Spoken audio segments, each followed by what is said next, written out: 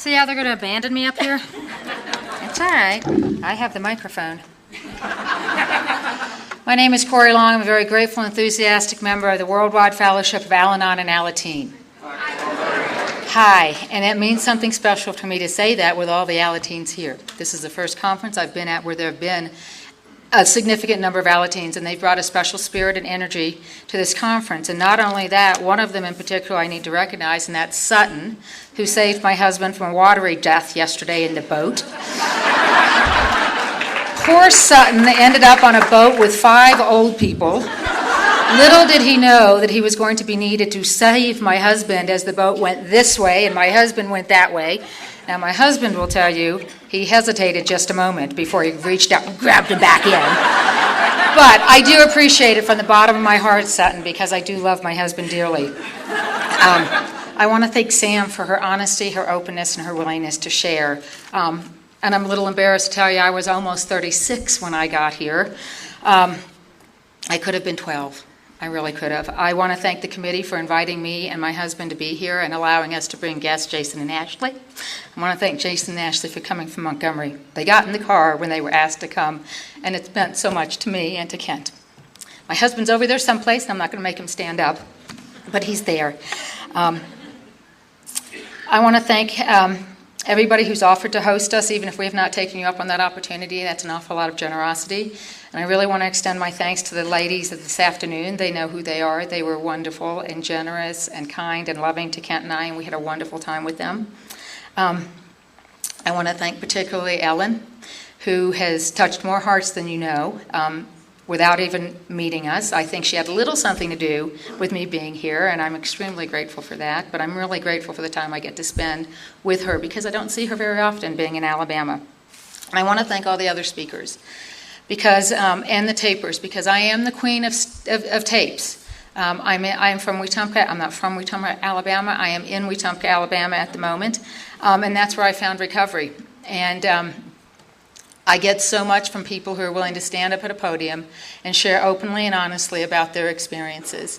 It's not an easy thing to do. It's incredibly intimidating to do it at Crested Butte. I'm really nervous because I want to do a good job for Al-Anon. It is not for me, but for Al-Anon, because as a direct result of Al-Anon and Alcoholics Anonymous, I am not the woman I was when I got here on September 18th, 1998. I got here on my 2-month wedding anniversary. I had waited almost 36 years to meet and marry the perfect man. He was a raging alcoholic when I did it. But there was nothing wrong with me that his not drinking as much would not fix.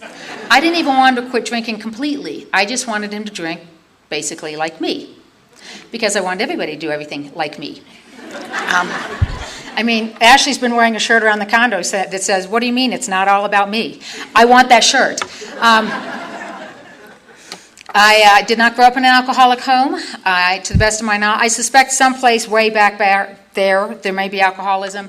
I don't know. I don't care. It doesn't matter to me anymore. What I know today is that I have a spiritual illness, and it's called family disease of alcoholism. I'm going to start actually in the middle, about when I got here. As I said, I got here on our 2-month wedding anniversary. I had met my husband in high school. We'd gone to high school together in Singapore. Now, if you are wondering about whether or not there's a God out there, there is no way I, on my own, could have met my husband in Singapore in 1987, had him track me down on the internet in 1997, and got married to him in 1998 in Alabama. There's no way I could have made that happen. I will tell you that when we were in high school together, we did not date. Turns out I don't know how to date. I'm instantly in love. I love you. I love you. I love you. That's me. That's me dating. I'm attractive, aren't I? And you wonder why I ended up with an alcoholic. I can tell you why I ended up with an alcoholic. It's why I ended up with anybody, because he needed me. I love that. Don't tell me you love me. I can make that happen later. You must need me, because if you need me, you won't leave me. That's my motto. That's a slogan I brought into the program. Fabulous. It's tough living with somebody like me. But we met in high school in 1987. 79 is when we met in high school. And I came into the high school, and my senior year I'd come from the Philippines. I'm originally Canadian, my mother is English, my father was Dutch. Spent most of my life growing up overseas, and by my senior year of high school I was in Singapore, and I did not want to be in Singapore. I was sure that my father had done it to me once again, poor pitiful me, being put upon, and went to Singapore, and I met my husband. He was the he was a class president. No, he was a student body president. He was the king of the senior prom. He was voted most sparkling personality. He was voted best legs in powder puff football. And he still has some pretty nice legs. And he was big man on campus. Everybody knew him. I was the new kid on the block. And by the time I had gotten to Singapore, when I was 11 years old, my parents moved to Liberia, West Africa. The three oldest of us were sent to boarding school. And when we were sent to boarding school, I believed at that time, an old idea in my head was the reason I was sent to boarding school was because my parents didn't want me or need me or I was a disappointment. Nobody ever said that. That was what I call information from nowhere. It lands here, it becomes fact for me, and then I act upon it as if it was real.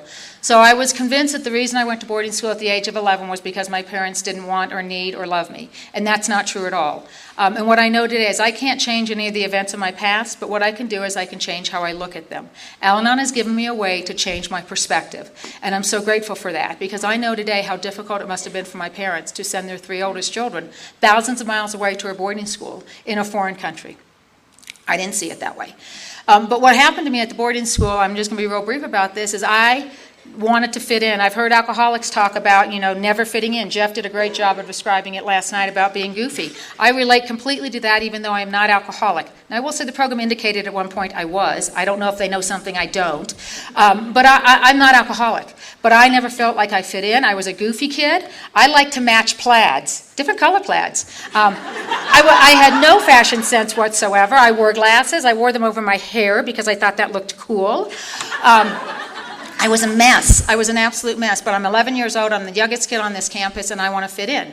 So the way I know to fit in is I will be whoever you want me to be. I'll do whatever you want me to do. I'll say whatever you want me to say. I was 11 when I had my first drink. It was Dutch gin. I've never drank it since. It was the most nasty stuff in the world. That's how I know I'm not alcoholic. But what I did was as I took that lesson, I filed it away in the back of my head, and I carried that lesson with me until I came into Al-Anon, that I need to be who you need me to be so that I can be okay. And when I got to Singapore, I'd be who you wanted me to be. I was on the student body. I was class representative or something, and when Kent and I were getting married and we were going through the yearbook, he looked at the picture. He said, "Wow, I had no idea you were on the student body. Stood right behind you in the picture. How did you not know I was there?" But didn't know I was dealing with alcoholism. But anyway, so Kent and I had gone to high school together. I picked a college to come back to in Maine because I thought it looked pretty in the pictures, and it did look pretty in the pictures. But when I went to school in Maine, I didn't feel like I fit in there because I was a world traveler, of course, don't you know? And I had a fake ID that said I was 23. I looked 14. But it said I was 23, and all the boys on the dorm room floor loved me because I had the fake ID. I was the room that had the balcony, and when you're in Maine, if you break open the windows, you can put a keg of beer on my balcony, and all the football players will come to my room just to see me, or so I thought. I was popular. I was popular because I had the access to alcohol. I didn't know that then. I didn't know any of that until I got here. But what ended up happening was I met my first him. He was a year older than me. He drank every night, and I thought that was sophisticated. I thought that meant he was mature, and all these other people who were drinking and throwing up, that was just so immature. And he needed me, or so I thought, and the more he needed me, the more I needed to be needed, and the more I needed to be needed, the more needy I got. And that will push people away, just FYI. And he ran screaming into the night, as well as any normal person would have, but I was sure it was me. I was sure it was me, and I couldn't possibly stay on that campus because now everybody would know I had been rejected, so I needed to move. And so I moved to a university in the South because my parents had moved back to Atlanta. I went from Maine to Georgia, and I knew that was my first geographic. When I got here, I figured out my first geographic. I didn't like who I was, how I felt. I've got to go someplace else. It'll be better there. And it wasn't, because what I didn't know is wherever I went, there I was. And I did not know I was my own problem. So this is just the kind of person I brought into my marriage with my husband. And I'd like to tell you who's the first alcoholic I encountered. I think that makes me look a little smarter, but it wasn't. The guy before Kent that I was most serious about, I met at a charity softball game. He was tall, which for some reason was important to me at the time. I'm not sure why, but he was tall. We were at a charity softball game, so he was socially conscious. That was important to me. He was athletic, and we went to the after party, and he was drinking beer, and he asked for my phone number. And I thought, oh, what a gentleman, he's asked for my phone number. So I left the party because I was working, and he called me about 10 o'clock that night, and he said, the party is still going on, and I'm staying on the couch right now because, my first ex-wife, she took everything I had, that witch, and that was not the word he used, by the way. And I need to get up and go to work in the morning. I thought, and he's employed, tall, socially conscious, and a job. I have won the trifecta. And so I said, sure, come sleep on my couch. And he did sleep on my couch that night. It was the only night in the next 2.5 years he slept on my couch. Because as you recall, I don't date. I'm instantly in love.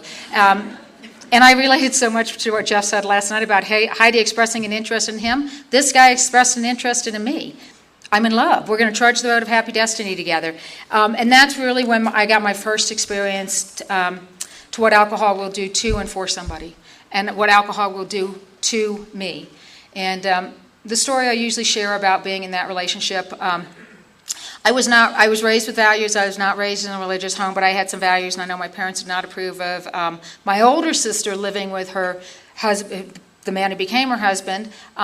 But I wanted to live with this guy because I needed him to need me, and he needed a place to stay, so it made sense for him to live with me. And instead of just saying that's a choice I'm making, I justified, rationalized, and defended my decision behind that, well, my sister did it, so I can do it too. And what I know about the family disease of alcoholism, what it will do for me is it will push every value, every boundary, every moral, every piece of self-respect and dignity I have, it will push it to the side. Because that's what the disease does to me. Because it's way more important for me to be with him than it is to be by myself. Because you see, by the time I'm with him, I don't like myself anymore. I don't like who I am. I don't know who I am. I don't think I'm enough. Somewhere in the back of my little brain came this idea that I am not enough. In and of myself, I am not enough. So I must be whoever it is you need me to be so that I can get some sort of validation about myself. So I was willing to live in some pretty unacceptable situations in order to be with him. And I knew nothing about the disease of alcoholism. I'm an incredibly well-educated woman. I have 7 years of a higher education. And it never once occurred to me to talk to this man about his drinking when he was not actually drinking. Never occurred to me. I would wait until he'd get to beer 7, 8, 9, and then say, that's your 7th beer. That's your 8th beer. That's your 9th beer. And then the beer cans would start flying at me, and I didn't understand it. I couldn't figure out. I was baffled by the idea of why was he getting upset? I'm simply trying to have a conversation with him. So I start to think. And I have a woman down in Alabama says, you are never too well educated to have a Jerry Springer life. And that's what I was living with. Because I was constitutionally incapable of keeping my mouth shut when the door opened. I was unable to keep my mouth shut. And because you see, when you have a progressive disease, the way I have a progressive disease, I am convinced that the only reason he will stay with me is because he needs me, and what's the best way to make a man need you is to give them a credit card.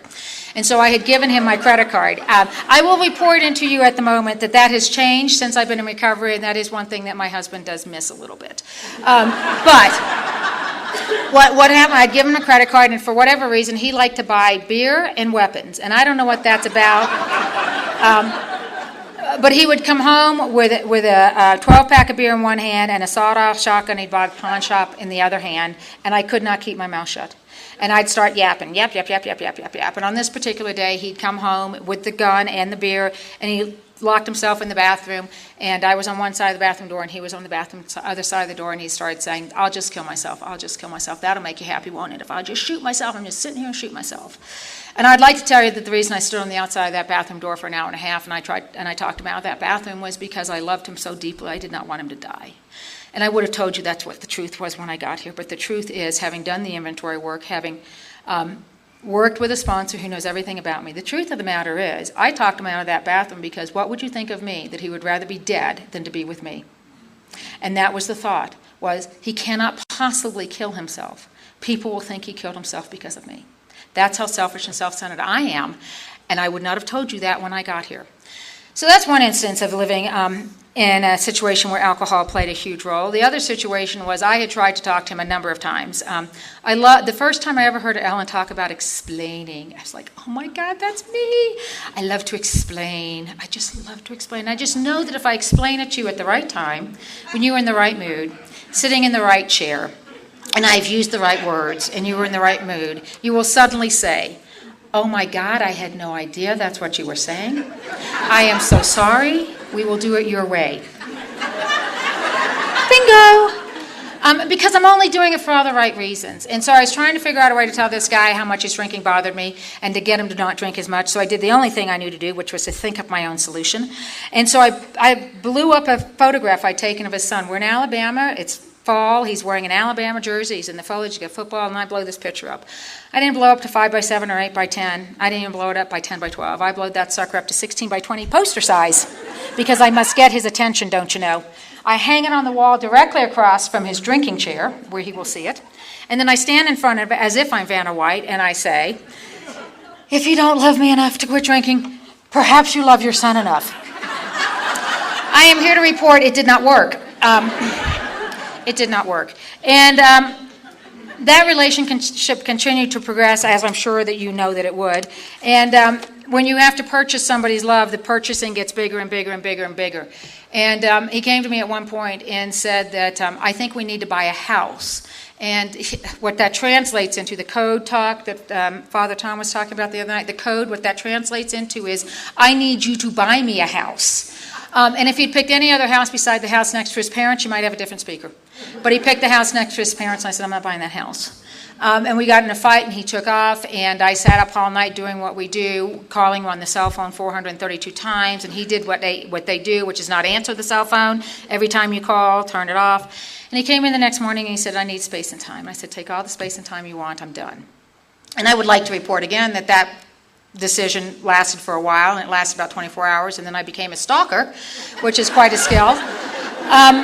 And what I know today is he met somebody else that night, and what I know today is that we were on the way to somebody's bottom, his or mine, and so he left me for this other person, and what my brain said was, you were not enough. And so by the time Kent came into my life, he found me on the internet on February 1st, 1997. I remembered being in high school with him. I remembered, this young man full of potential. I remembered just a funny, funny guy. And he emailed me. He found me on the high school bulletin board, and he emailed me, and I emailed him back, and then he emailed me again, and I said, forget this, call me. And I typed my phone number in, and I'd had surgery on a cyst on my wrist, and I typed it in incorrectly. So this is another instance I know God showed up in my life without me knowing it. Kent spent an hour and a half on the phone punching numbers into the phone, trying to figure out where I was. He didn't know my last name, didn't know if I was married, didn't know where I was living. And at 9 o'clock on February 1st, 1997, my husband got me on the phone, and the first phone call was 11 and a half hours long. Yeah, all that groaning was the men. And I know today... I know today that what I heard on that, Kent would go, I'd go blah, blah, blah, and he'd go, just so that I would know that he was still there on the phone. And at some point during the course of this conversation, I said to him, I want a man who doesn't drink. And he said, I don't drink much. Well, how much is much? And he said, 5 or 6 beers a week is what I think he said. And, well, we all know beer is not drinking. That's not alcohol. You can't possibly be an alcoholic if you drink beer. Now, this is where that strange blank mental spot that they talk about occurs in Al-Anons as well. The only thing the other guy drank was Budweiser. That's the only thing he drank. But now Kent's saying I only drink 5 or 6 beers. And I think, well, that can't possibly, that's not drinking, really. Not even alcohol. Great. And then somewhere else in the middle of the conversation, I had no self-esteem whatsoever. I had no sense of self-worth. I said, yeah, but do you want me? And he said, yeah, I'm in love. And I really was. I hung that phone up, called my best girlfriend. I said, this is the man I'm going to marry. We hadn't talked about it. He was living in D.C. working for the airlines. I was living in Montgomery, Alabama. I was going to Montgomery, Alabama for 2 years. I've been there 26. Apparently, I am built for endurance, not speed. And Kent moved down to be with me. He likes to say I had what he wanted. I had a house, I had a car, I had insurance, and I had a job. And he moved in with me. And there were time periods during that year that we were dating, living together, living in sin, whatever you want to call it. There was times during that year I was concerned about his drinking. I'd tell him I was concerned about his drinking. And I remember one conversation we had. He came home and I was crying on the floor of the living room, just sobbing. And I said to him, I think you have to drink to be with me. And he said, no, I don't. And he tried really hard to not to stop drinking, but to control his drinking. And what I know today is what he did was he cut back at home, but he sped up what he was drinking between the time he left work and the time he got home. So basically, I just made him drink more and in a more unsafe way because he was now drinking and driving. But I thought because he said he would stop drinking as much that I had some sort of control or power over that. And so what happened was my father called me in July of that year, and we had a thing with my little sister about getting married, not getting married, getting married, not getting married. And he said, pick a date. I'm not going through with you what I went through with your little sister. So I picked my parents' 40th wedding anniversary. I thought that'd be a great weekend to get married. And he said, fine, hung the phone up, and I called Kent. I said, hey, how do you feel about getting married on March 28th, 1998? And he said, okay. We hadn't talked about it. He hadn't asked. It was immaterial to me. I had my man, and by God, I wasn't letting him go. So he called me back about 15 years later, and about 15 minutes later, and I need to clarify this. I need to clarify this a little bit. And Kent's giving me permission to tell this part of his story. When in 1992, he was married to somebody other than me. And his drinking drove him to abandon that family. And when he left with nothing except what he had and didn't have any paperwork, nothing. He never expected to get married again. So he did what drinking alcoholics do, which is they drink and they don't worry about anything else. Tomorrow will be whatever tomorrow is. So when I called Kent on that day, I wish I had a camera or a picture of his face. I wish I had a picture of mine, because he called me back 15 minutes later and he said, hey, do you think I need to get divorced first? Yes, I do. But you see, God does for us what we cannot do, and he works in strange and mysterious ways, because I have a unique ability. My career gives me the ability to plan a divorce on one hand and a wedding on the other. Now, it never once occurred to me to wait until he's actually divorced to plan the wedding, because you see, I have my man, somebody's going to steal him from me, I must keep him now that I have him. So I am doing this double life thing. I'm planning this divorce on one hand, I'm planning this wedding on the other hand, and I'm never telling anybody what's going on. Nobody knows this. And then my father calls me and says, something's wrong, you've got to come home. I lived 4 hours from my parents. I'm one of 4 children, but I'm the one who's the closest. And I came home and I went with the doctor with my parents, and 2 weeks after that, they diagnosed my father with brain cancer. And that was on August 25th, 1997. And I started praying to this God, and I said it this afternoon, the God of my expectation. Please, God, let him live. Please, God, let him live. Please, God, let him live. If you just let him, I'll do whatever you want me to do, God, please just let him live. And my father passed away on September 25th, 1997 of brain cancer, within 6 weeks of being diagnosed. And I knew at that moment that God had killed my father. And the God of my expectation had killed my father, but that is not the God of my understanding today. Al-Anon's given me the ability to look at that experience so differently. I'm so grateful that my husband and my father got an opportunity to meet. I'm so grateful that my husband got the opportunity to ask my father for permission to marry me. And I'm so grateful that my father got an opportunity to meet the man that is my husband. My father and my husband laughed a lot in that last 6 weeks. And I'm so grateful for that today. I was not grateful on September 25th, 1997. I was angry with God. I was sure that God hated me. I was convinced that I was a bad girl. I was on the bad girl list. I have come to learn I was on the goofy girl list. I was not on the bad girl list. But I was sure that was it, and I made a conscious decision that moment that I was never going to pray to that God again. So when I came in on September 18th, 1997, imagine my shock when I saw the word God on the steps. That was not pleasing to me. But we pushed the wedding back. We got married in July. I do like to share that even though we pushed the wedding back, Kent's divorce papers were signed on February 18th, 1997. You have to wait 30 days in Alabama to get February 18th. You have to wait 30 days to get married. He could have gotten married. He would have been eligible for marriage on March 18th, 1997, and the original wedding date was March 28th. So how good am I that I had him divorced within 10 days of the wedding? Because that's how powerful I am. So one of the things my father had made Kent promise, Kent told me all the time he was estranged from his family, and my father made him promise to invite him to the wedding. And Kent did, and we invited him to the wedding. We got married in July, and this is the insanity of the disease of alcoholism. I do not drink. Kent came to me before his parents came to the wedding and said, "My parents don't know I drink." I said, "Really? That's a little odd. You're 36. "Yeah, it's a long story. They don't know." I'm like, "All right, fine." So he said, "We need to get a refrigerator and put it in the bedroom so I can have beer while they're here." That sounded brilliant to me. There was nothing remotely odd about that conversation. So, of course, we bought the refrigerator, filled it full of beer, and we got married on July 18th, 1998. And we went to Ireland on our honeymoon. He's grateful that he got to drink in Ireland. We hope to go back when he won't be drinking in Ireland. But so that was, we came in on September 18th, 1998. What had happened was we'd gone to play putt-putt golf at a little gardens about an hour and a half from us, and I knew nothing about the disease of alcoholism. I had no exposure to the disease of alcoholism. I had no idea about being restless, irritable, and discontented. And I did not know that Kent could drink or he could do something, but he could not do both. I didn't know that. And so I wanted to go play putt-putt, and God loved Kent. He loved me, and he was willing to go. And so we drove an hour and a half to go play putt-putt. We were not there 5 minutes, and the only way I can describe his conduct and his behavior and his attitude, and I apologize to the young people in the room, he was pissy. I mean, he was just pissy. And I don't know where this came from, but I said, "Do we need to leave?" And he said, "Yes, we do." And so we got in the car, and this just came out. I said, "Do we need to buy you beer before we go home?" Woo, baby, if he was cranky before, I mean, it was just like this whole different person had appeared. No! And I was like, oh, I'd never seen that before. And so I do what I know to do, which is nothing, say nothing, say nothing, say nothing. Peace at any price, peace at any price. We didn't speak for the next day. The whole day, we didn't speak. And the next morning, we pretended as if nothing had happened.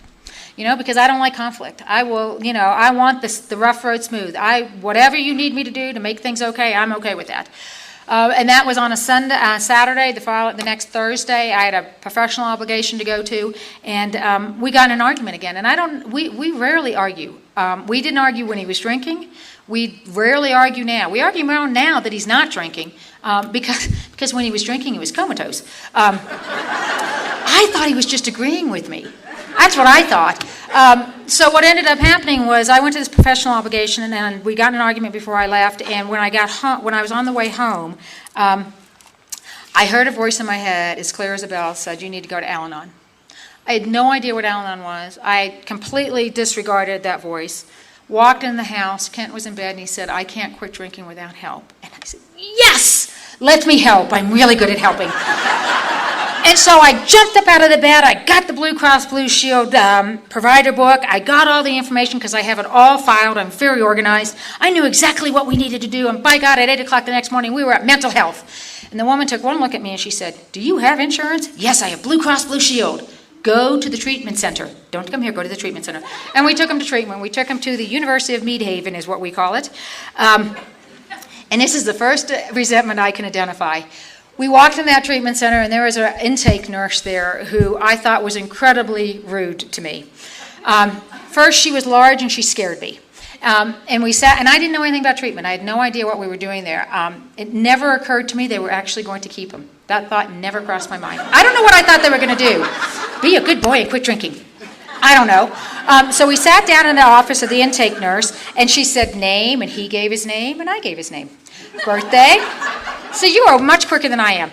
He gave his birthday, I gave his birthday. How much do you drink a night? I said 8 beers a night, he said 18 beers a night. And before I could whip around on him and say 18 beers a night, the intake nurse looked at me and she said, "What are you, his mother?" And I was insulted. I was absolutely offended. Now, I thought she was accusing me of looking old and bad. That's what I thought she was accusing me of. And I'm a newlywed. I know today I looked old and bad. But I was a newlywed and I was offended. And then she immediately escorted me out of her office and said, "You need to go to the family counselor." And that family counselor took one look at me and she said, "If you love him, you will go to Al-Anon." And I thought, how dare you suggest I don't love him? I've just married him, for God's sakes. Of course I will go to Al-Anon. So the idea of coming for all the right reasons, I did not come for all the right reasons. I didn't come for any right reason. I came because I was offended and insulted by these people at this treatment center who had no idea who I was. By God, I was going to show them who I was, who they were dealing with. And it turns out part of the disease of alcoholism affects my hearing. I don't always hear what's said. I oftentimes hear things that are not said. And so what happened was the family counselor, who is an active member of Al-Anon, is a member of one of the groups in Montgomery now and has been a long-time member of Al-Anon. She said to me, or this is what I heard her say, if you love him, you will go to Al-Anon. And I thought she said, and you won't be able to see him at treatment center, family group, or whatever it was tomorrow if you don't go. Fine, I will go to Al-Anon.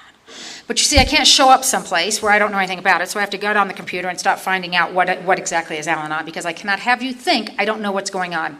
I will tell this one story on myself. I am very good at convincing you I know what I'm talking about, even if I have no clue what's going on. Yes, I know. You refer to that as lying. I refer to that as creative argument, whatever. But I would just make pronouncements. You know, my father used to say, if you cannot dazzle them with your brilliance, baffle them with your, and you can fill in the blank. So I'd make these pronouncements about stuff. When we were actually in Holland, we were less than a year in recovery, and we were at this huge flower garden, and I said to my husband, oh, look, that's a Gerber daisy. And my mother was with me and us, and my mother's English and quite the gardener. She said, that's not a Gerber daisy. I said, it most certainly is. She said, no, it's not. There's the sign. It was not a Gerber daisy. Cat turned around and said, oh, my God! You talk about things like you know things and you know nothing. And so from this point forward, anytime I say something, he says, is that a Gerber daisy? Possibly. Maybe. We'll see. I don't know. I'm hot. It's cold outside. I'm hot up here. So I go to Al-Anon. I got online. I found this online meeting. Thank you, God, there were online meetings, and thank God there were people who were practicing patience and tolerance, because I know I interrupted everybody because I needed my answers. And every single person on that online meeting said, get to a meeting in person. The translation said, stay out of our meeting. Go someplace where they can help you. And so I went to the meeting at the treatment center the next day, and there were 3 little old ladies in that meeting, and I don't mean to offend anybody. I was 35 years old. They had blue hair. They looked like they were 105 if they were a day. And I also have a disease of perception, and I thought how old they were, and I walked in that meeting, and they said, this is what I heard them say. Oh, honey, he'll drink again. They all drink again. But have hope. And I thought that was the stupidest thing I ever heard, and I burst into tears. And I didn't know what I was getting myself into. I didn't know what we were getting ourselves into. And they did say something about literature in that meeting, and so I intuitively knew I needed the books. So I bought every Al-Anon book they had. I hauled them around in a canvas sack. I don't know if anybody else has done that. I hauled those books around the canvas sack because I knew my answers were in those books. My only problem was I did not know what the questions were. And the questions I was asking was, what is wrong with him? Why does he do what he does? I don't understand why he drinks the way he drinks. I don't understand if he loves me, why he won't stop.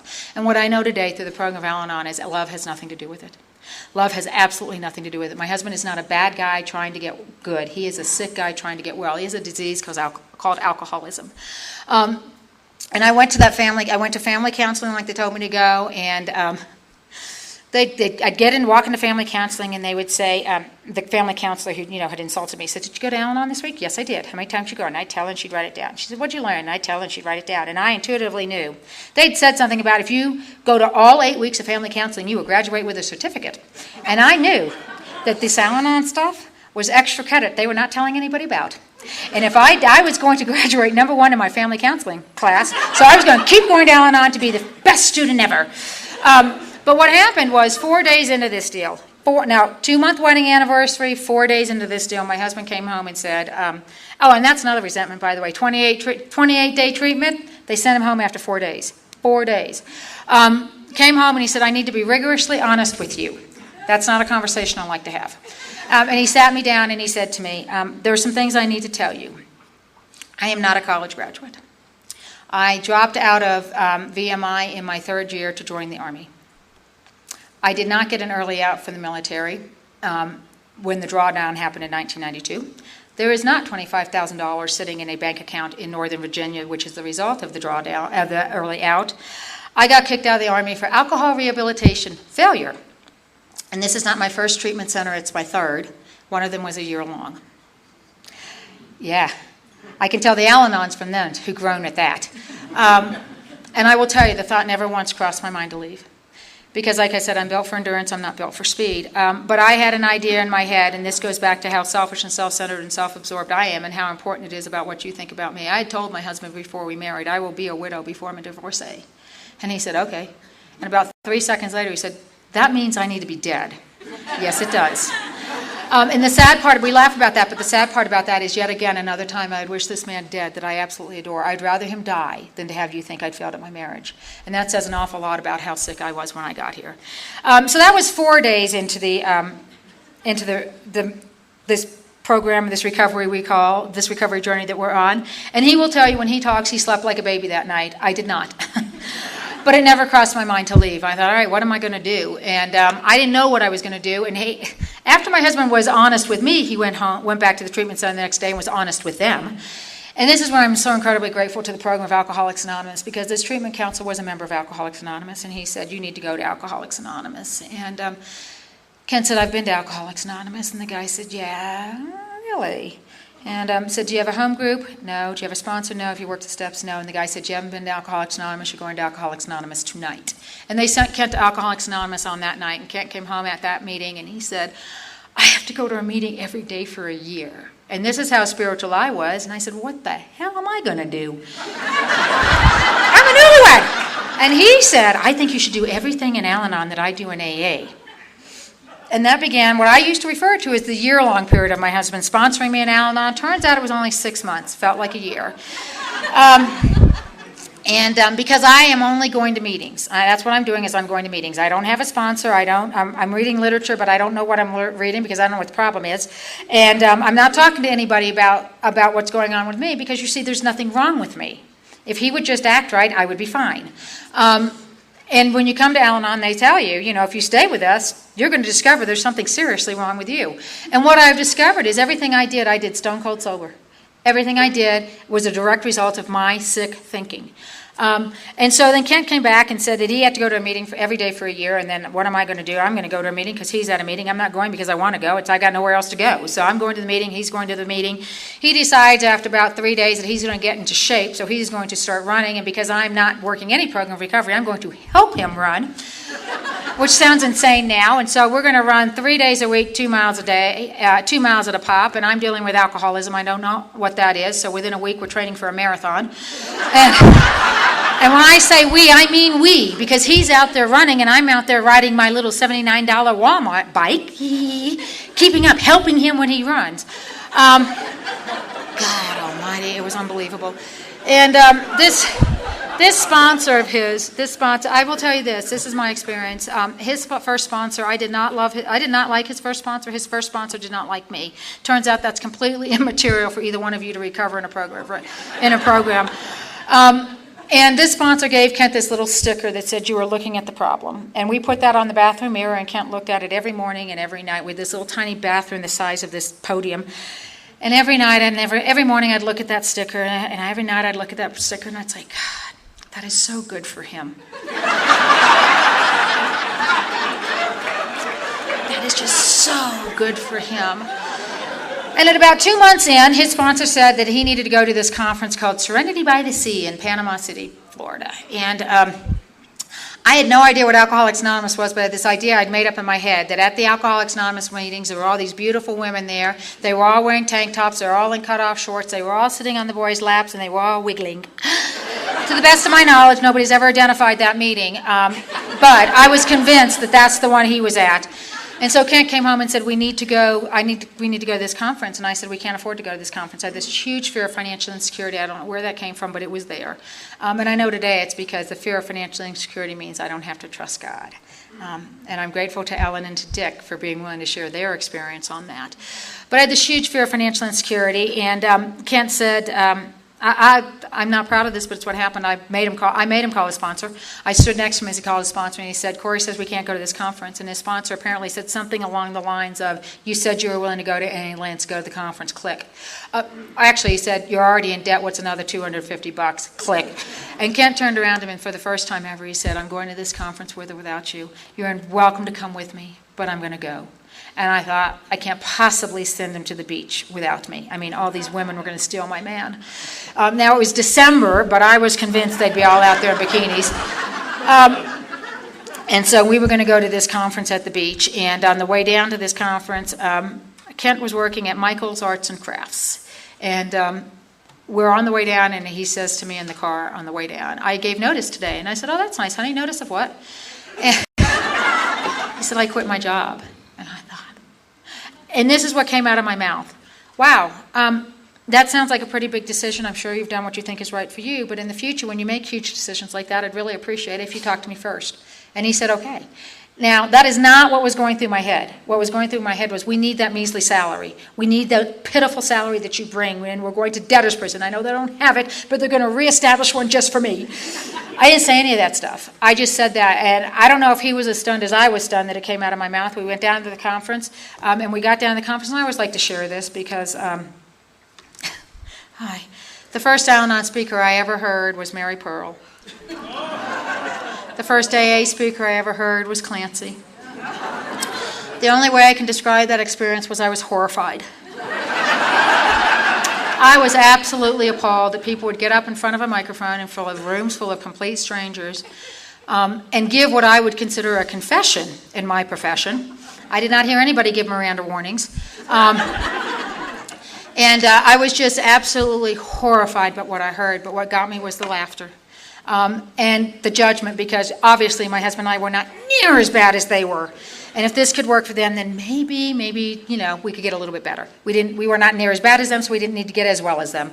But I walked out of that meeting, and I must have had a look on my face because the taper that was back there handed me another set of CDs and said, honey, listen to her. And that's where we got hooked on CDs, and we started listening to the CDs. And I said at that time to Ken, I said, I'm never getting up behind a podium. Never say never. And here I am. But that was the beginning because I started listening to other people talk. I remember saying in one of the groups I was at, I said, I've heard this thing about a sponsor. And one of the little old ladies at that meeting said, oh, we don't have sponsors. We just let the group sponsor you. And I thought, you are a sick bunch of people. I'm not letting you do anything near me. But I kept hearing this thing about getting a sponsor, get a sponsor, get a sponsor. So I got a sponsor. Nobody ever said anything about using a sponsor. So I had one, but I didn't know what to do with her. And the other thing that we did that was critically important to Kent and I was every Saturday night for the first year was date night. And we would go to dinner, and then we'd go to an open AA speaker meeting. And I'm so grateful for open AA speaker meetings because that is where I learned about the disease of alcoholism. That is what I learned about the symptoms of the disease of alcoholism, and that drinking was but a symptom of it. Because I will tell you that first year of recovery was the hardest year of our life, the hardest year of my life. He'll tell you it was the best year of his life because he was on this pink cloud.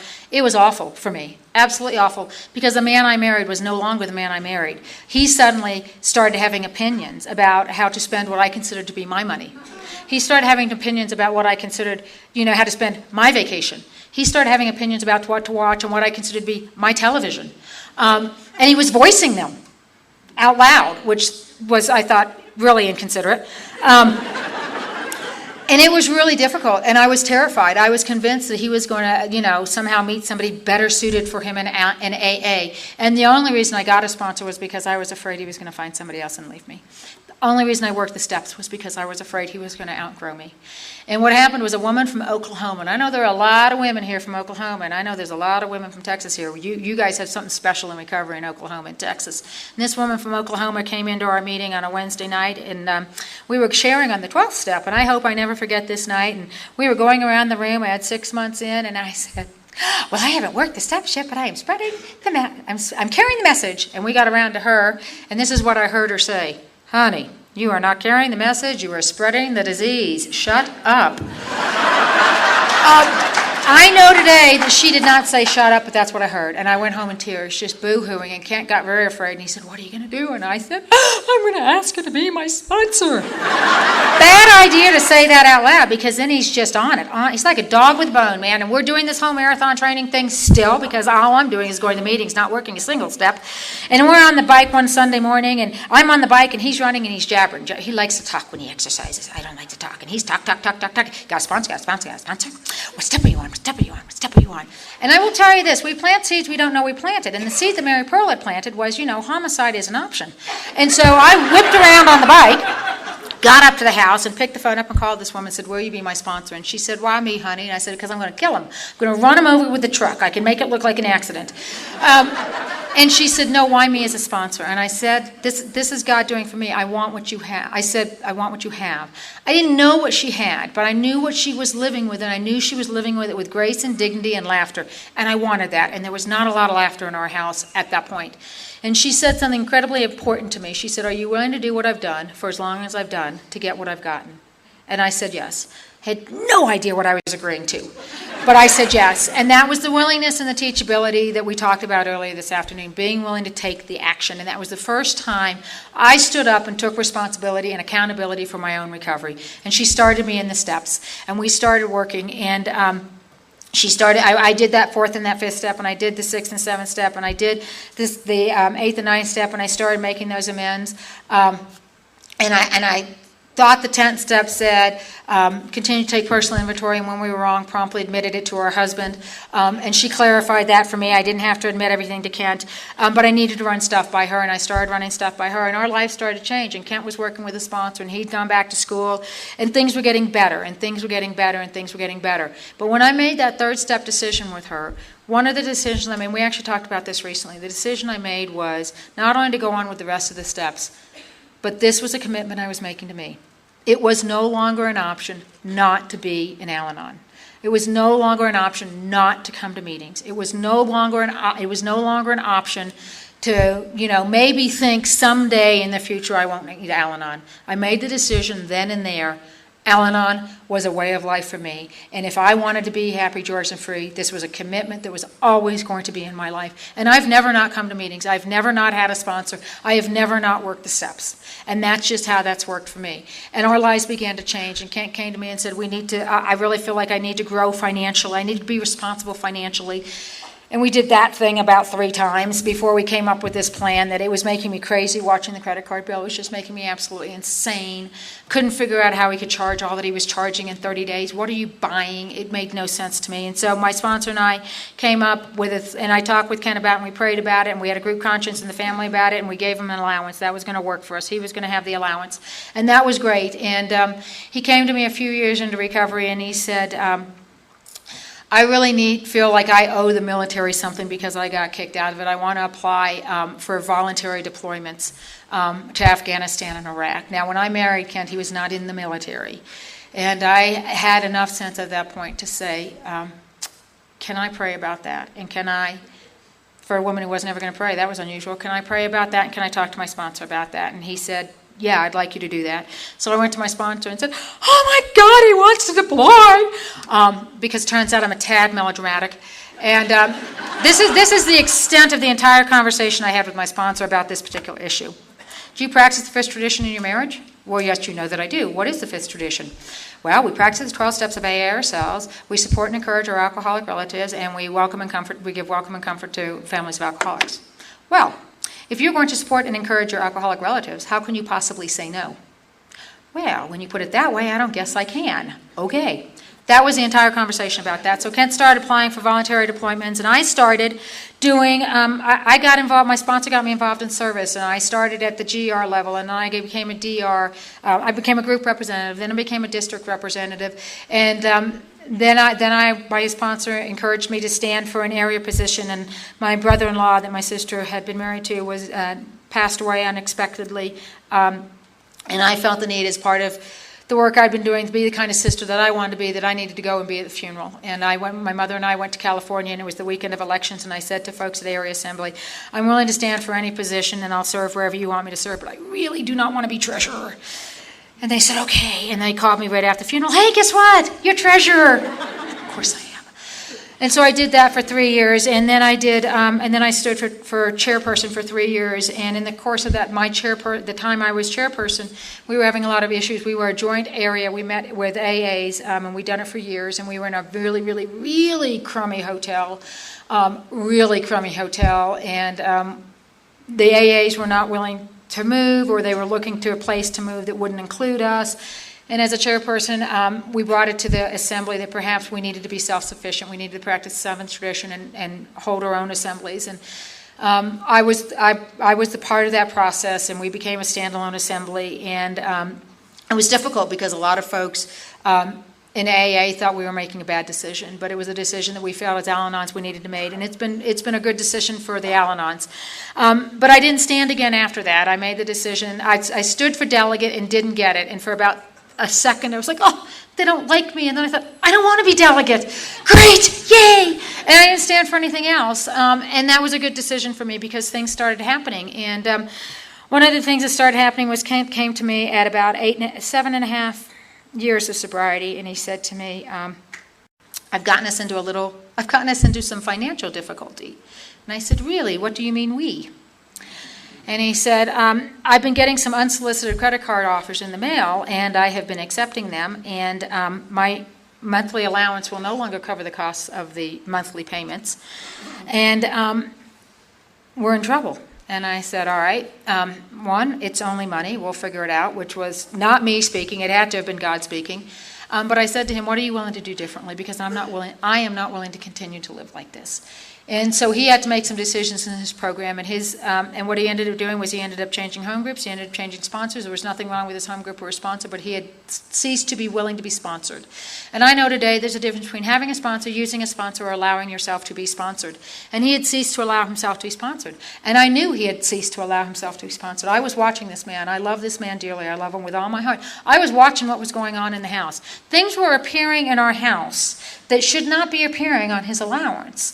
For example, I came home one day and there was a ginormous gun safe in the garage. And I said, wow, that's a really nice gun safe, honey. And he said, yeah, I bought it on layaway. My husband's not bought anything ever in his entire life on layaway. And I thought, yeah, that's not accurate. That can't possibly be true. But I didn't say, oh, that's nice, honey. But I called my sponsor, and she said something very important to me. She said, you can interrupt this process for him if you want to make yourself feel better. But he may not get where he needs to go. Are you willing to do that so that you will feel a little bit more comfortable? And I wasn't willing to do it. But I didn't take any of that to him. I took that to my sponsor. I did the work with my sponsor. I continued to do the inventory work. I continued to work the steps. I continued to be active in my program of recovery, and I watched my husband go where he needed to go. So that when he came to me and he said, this is where we're at. And I know people are wondering, how much debt could he have gotten you into? He got us into $42,000 of credit card debt in 2 years. It was quite a shocker when we sat down and added all the numbers up. But what we did is what we've learned to do in Al-Anon and AA. We had a group conscience meeting. We made a plan. We invited God into the plan, and we did the plan that we believed God had in mind for us to do. He wanted to not spend anything for a year or two, whatever it took, and I was not willing to do that. When I came in, I had a 3-year financial plan that if we did not spend a dime on anything, and I mean not a dime on anything, food, gas, mortgage, nothing, we could have had my 3-year financial plan paid off. And when he came to me, we were this close to my financial plan being paid off, and now we're $42,000 in debt. I believe that that's God doing for me what I couldn't do for myself, because it kept me on my knees. It kept me trying to draw closer to God in my understanding, saying, God, I don't know what you have in mind for me, but I'm willing to do your will. You baffle me. I don't like this, but I'm willing to do what it is you want me to do. And we started doing this, and he got a different sponsor, and his sponsor got him in the inventory work of 10 and 11. I started hearing Kent talk about the spiritual disciplines of 10 and 11, the spiritual disciplines of 10 and 11, the spiritual disciplines of 10 and 11. I'm like, what are you talking about? And we started talking about it. And it's about, step 10 for me is not merely saying, when we were wrong, promptly, continue to take personal inventory, and when we were wrong, promptly admitted it. I said it this afternoon. I thought that meant saying, okay, I'm sorry, I was wrong. Maybe to somebody else, maybe to the person I had harmed, but it wasn't, that was it. And step 11 was, you sought through prayer and meditation to improve your conscious contact with God, praying only for knowledge of His will and the power to carry it out. I was praying for God's will and the power to carry out. I wasn't seeking to improve anything. I was saying, please help me be the woman you want me to be in the morning. Thank you for helping me not kill anybody today. That was what I was doing in the program. And so we started talking about this, and he started doing some things, and I started watching him, and I started getting interested in what he was talking about, and we started doing some reading. We were reading spiritual literature. We were reading a variety of things.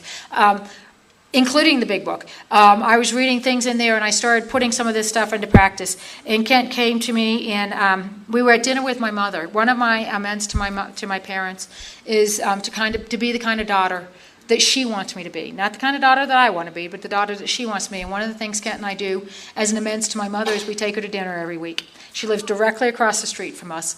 And we take her to dinner every week, and we were at dinner one Wednesday afternoon. And the interesting thing is we used to take her to dinner on Sunday, and I called Kent and said, hey, let's go have dinner at this local steakhouse. And he said, sure, and he showed up with my mother. Because that's the kind of man Alcoholics Anonymous has created for me. He's transformed my husband into this kind and loving and caring man. And he just saw my mom and said, hey, you want to come to dinner? And she said, yeah, she was so excited. So she came to dinner, and we're at dinner, and Kent said, I don't think I'm going to get to go. And I'm like, go where? I mean, I had let go of this so completely. I had no idea what he was talking about. So I'm not going to get to go on these deployments. And I said, really? I hadn't even realized he was deploying. He had been applying. And I said, oh, honey, I'm so sorry. I know that was important to you. Turns out I thought I just had to be willing. I didn't have to do anything. Yay, willingness. And then he called me on Monday. That was on a Wednesday. He called me on Monday afternoon at my work at 4 o'clock. And he said, hey, I'm going to Djibouti. And I said, where?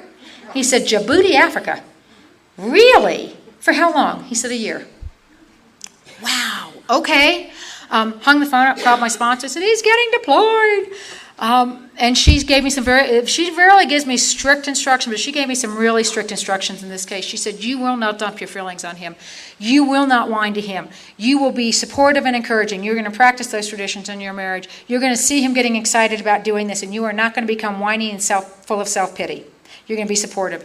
And so I watched my husband get excited about this opportunity that he was given, and I was getting scared because I was afraid of what was going to happen when he was gone. And so I said a little prayer. I didn't say it out loud because I didn't want God to actually heal me, and I said I would be willing to work with anybody who asked me to work with them during the year that he was gone. And I thought that year was going to be all about Kent. And I was actually on my way to Nashville, Tennessee. It was the weekend that I met Lee for the first time. Kent came in August and said, I've got to be in Djibouti in 10 days. I have 10 days to put my husband on a plane. I won't see him for a year. And so we got him all packed up, and he said, I don't want you to cry at the airport. And I said, I'll do my best. And I did not cry in front of him at the airport. But I managed to make it out to the car, and I put my husband on a plane and sent him to Djibouti, Africa on a Tuesday afternoon. I had to be in Nashville to talk on a Thursday. And I got to Nashville, and they had chocolate-covered strawberries in my room for me. And Kent called me and said, I'm in a tent with 60 guys and no air conditioning. It's like 150. And I said, well, it sucks to be you. I'm in a room with chocolate-covered strawberries. And my sponsor had said, when he left, find something that you guys can do together, that he's there and you're here. And so I said that to Kent, and Kent said, hey, guess what I figured out we could do? And I said, what? He said, we can scuba dive. I'm like, great, I'm afraid of being underwater. But I didn't say that to him. I said, great. And I was convinced it'd be 9 months before he'd learn to scuba dive. Well, somebody pulled some strings from my husband. He was on scuba diving on Monday. He called me and said, my first lesson is today. When's your first lesson? Crap, Wednesday, I guess. And so I learned to scuba dive. I learned to scuba dive because Al-Anon told me I could do things I never thought I could do. Al-Anon told me, show up and be that woman that you think God's calling you to be, that he's created you to be, and that he challenges you to be. Nobody said it was going to be easy. And we continued with the whole financial plan that we'd come up with, and Kent was working over there. And the one thing he asked me before he left, he said, people are saying, I really need to be sure you're okay with this. And I said, can I ask you a question? He said, yes. I said, is this part of your 9th step amends to the military? He said, yes. I said, honey, then do it. Why would I stand in the way of you making that amends? And the only reason I knew to do that was because I knew what the 9th step was, because I was an Al-Anon. I knew how important it was because I had worked that 9th step. I knew how important it was because I'd worked all the steps. So Kent got to go and have this fabulous opportunity, and I was sure it was all going to be about him. And I spent that entire year working with people, showing up with people, taking people through the steps, getting on a plane, going places I never thought I would go, being of service to the God of my understanding and to my fellows. And that's what I did for that whole year. And at the end of the year, what I realized was, well, he had a great time. And one of the things that happened as a direct result of that was I got an opportunity to go to Tanzania, Africa in the middle of that year on an 8-day photo safari with my husband and a private guide. My husband bought me an incredibly beautiful camera. I took 4,200 pictures, and that's no exaggeration.